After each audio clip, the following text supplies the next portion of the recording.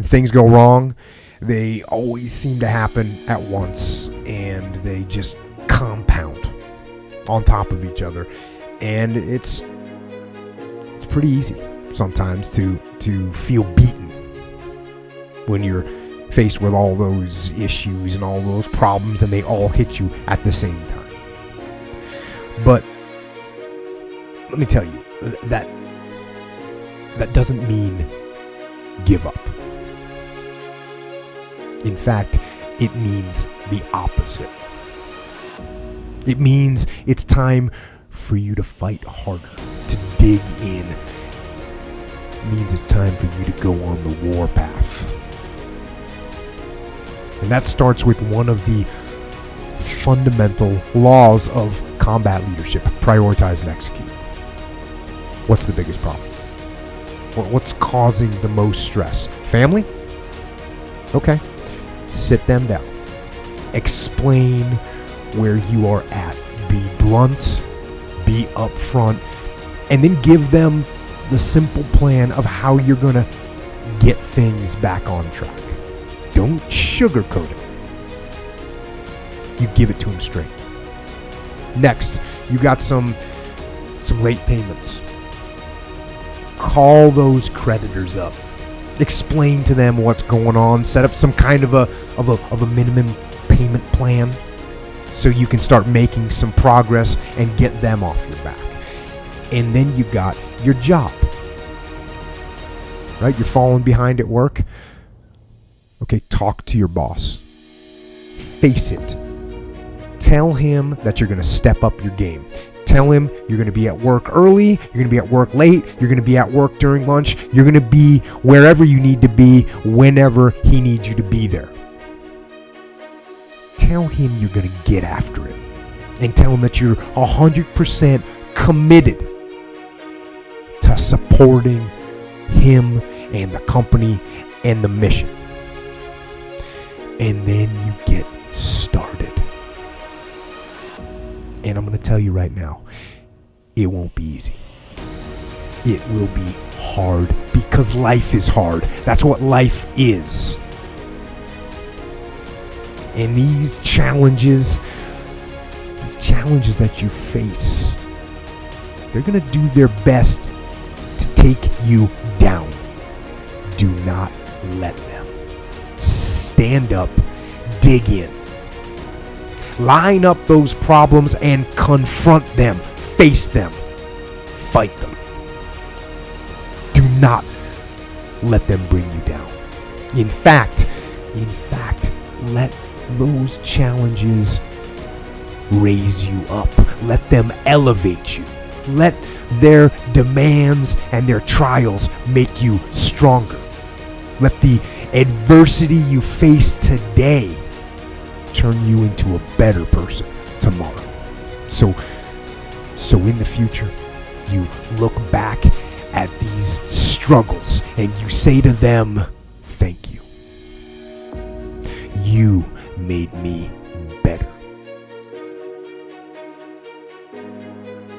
It's all back down to a very primitive mindset of we just have to do. It's like breathing. Breathing becomes normal. We don't even know that we're doing it. That's how you have to live your life. When that alarm clock goes off at 4 or 5 in the morning, your mind says no. You just say, this is what we do. It's what we do now. Because to get to where you want to go, the amount of pain involved, I'm not saying physical, I'm not saying you got to break yourself off. The amount of mental pain of how many times you're going to have to do something that you don't want to do to get to where you want to go. There's going to be more times you do something that you don't want to do than you are going to want to do it. That's your new norm.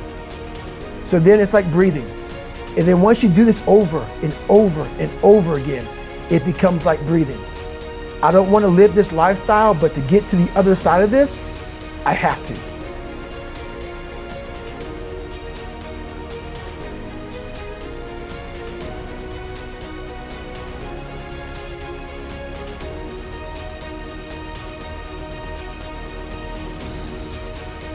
Where I got my work ethic from was the hours I had to spend learning this. When you sit down and you're not smart, and you have a disability, and you still want to be at the top of your class, I didn't want to just get by. When I realized that I can learn through hard work, and I can beat the valedictorian in the school, but I got put in 10 hours more a day than he does. You know what kind of strength comes from that? When you're sitting down, that guy, that valedictorian studied for an hour, and you know, I caught you, but I have the work ethic to catch you. That's where David Goggins got really invented, was at a kitchen table with 20 spiral notebooks that were empty. And then 3 months later, they were full. And when you can go through that, I still have them in my storage unit. You go through these spiral notebooks of your life, and you realize this is how I learned. This is unbelievable. There's no miles. It's not about the miles.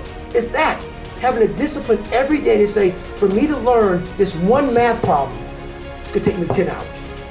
And that's where and you realize through hard work, you can outwork anybody, no matter how badass they are. But that's the part people don't want to dive into. What does Ryan Seacrest, Tom Cruise, Oprah, Steven Spielberg, Donald Trump, Joan Rivers, Warren Buffett, Gordon Ramsay, Michael Jordan, Kobe, Tim Tebow, they all have one major thing in common, dude. These people hammer. They beat it to death, okay? Look at Tom Cruise, man. Look at his career. He works constantly. So look, you want to get your work ethic so high that people actually admire you. I'm going to ask you a question right now. Do people know you because of your unbelievable work ethic? If you can't answer yes to that, man, you're not going to get in that top 10%. You got to get at the top. People need to know you for one major thing first. He works. He produces. The guy's there every day. The guy's pushing and shoving. Because the truth is, no matter how good your ideas are, how good your art is, or how good your skill set is, if you're not working, man, if you're not vibrating at a frequency that people say, my God, how does that guy do all that? If you're not vibrating at that rate, 10x levels, massive action, tremendous work ethic that's just a muscle now, and it's just a discipline in your life, and it's a normal way that other people think is abnormal. Look, if you're not working at that level, you're not going to make it. Get your work ethic in, man. It's the American way. Work ethic. What I could control was my work ethic. You've heard me speak many times about outworking everybody, but I think that just feels good when we hear it, but most people don't take it seriously. If you think that I have a little bit of success in my life, I can tell you what I attribute it to. Yes, self-confidence, yes, mindset, visualization, goals, all the things I talk about all the time. Listening skills, influence, energy transfer, how to be happier, all of that stuff applies. When you get to winning, for me, it's come down to maxing out. And what maxing out means is you do one more at least than you think you're capable of. So when you're done, whatever you're doing, whether it's at the gym or phone calls or meetings or in sports, one more shot, one more throw, one more swing of the golf club or the baseball bat, the separator is for the winners, they do one more. I'm addicted to one more. And so I want your mantra going forward to be one more. What does that look like if we're working out? That means when we're in the gym and we say, I'm gonna do 5 sets of 10, I'm crazy. Like I'm a psycho because I wanna win. I wanna be somebody. I wanna separate. I wanna compete. And the way I do that isn't with my giftedness, because I wasn't born with a bunch of gifts. And I think gifts are crap. I think for the most part, gifted people struggle in life because things come easy to them. I like that things haven't come easy for me in my life. I like that I don't have natural talents in every area. And maybe you like that about you too. Maybe you've looked at yourself all your life and thought, man, I don't have that natural beauty or that natural talent or this gift for creativity or intellect or humor. I don't have any of those things. But what I got is I will outwork you. And so at the gym, one of the things I focus on, they say it's 5 sets of 10. When I'm at 10, I go one more, bam, 11. If I'm running on the treadmill and it's a 45-minute run, I never finish at 45. I always go one more minute, 46. If I'm at the office and I'm supposed to make 25 phone calls that day, when I'm at the end of the day, I always do one more. If I've got meetings, I always do one more. My mantra for 3 decades in business has been one more.